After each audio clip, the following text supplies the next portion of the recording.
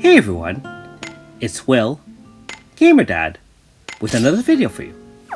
So update 2.2.4 has finally dropped, and so we're going to do the first of the two manifest weapons, which is Renri OG, and then later on will be followed by Elga OG. Now if you haven't already, make sure you like and subscribe to my channel, I really appreciate it. I also do have a Patreon account for those who want to support me this way. Now for those who have AS Renri, you still do need to have at least a 4.5 version of OG Renri in order to battle it. Having the AS form is not good enough on its own. Anyways, remember that OG Renri is specialized in non-elemental physical attacks as well. She does have a little bit of fire attacks as well. So we're going to take it on fire versus fire. And so obviously having a physical shielding with practical will really do a lot of benefit.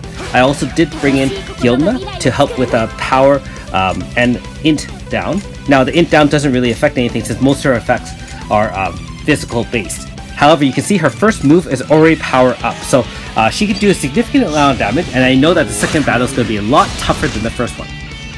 That being said, we are going to establish Fire Zone anyways, and the main reason for that is we're just going to kind of test it out and see what we're up against in terms of the moveset. Most of them are physical based, although I did try this a couple of times, and there is a 2-time flame rage attack, single target fire physical as well. So keep that in mind. She also is a slash user, so if you do use Blunt Zone, for example, you will reduce her attack's damage by 30%, while in protecting your team and increasing your own blunt team's damage by 30%. So you can choose a number of different ways to kind of mitigate damage. One other thing to note, and again, I was playing around with this battle before I did this final filming, she does have a 50% HP stopper. And you'll know when she does the slashing saber, which boosts her power, and that is when she has her 50% stopper. So I did try an AF early on, and it does stop it right there. So keep that in mind, just like Sukiya's manifest battle. Now you can see that Judgment at level 10 is going to be a major problem since it's a physical AoE, and it's going to do a significant amount of damage. That being said, with powered up Grasta on Gilna, his personal Grasta that is, as well as his personal weapon, one Calamity was enough to take down a few 108,000 HP and end the battle there. Okay, so now we have finally finished the first battle, and the long grind now entails to get that 37 million XP.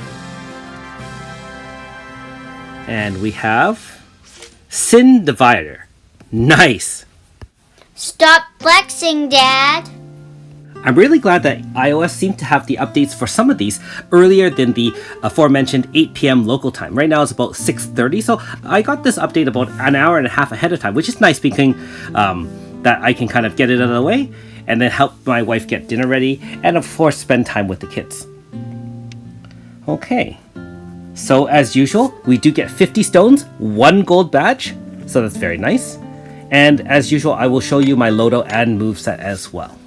Now, one thing I did neglect to mention, here's the Grasta for this one. For mana, I didn't have the right moveset. I had Queen of Hearts because I was using her for a previous battle. You really want to use Mistopheles against this boss, being that you can reduce everyone's power and by 35% while increasing int by 35%.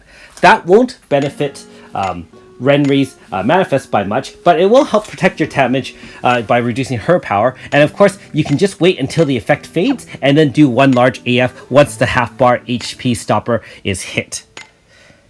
Anyways, thanks for watching. We'll see you next time.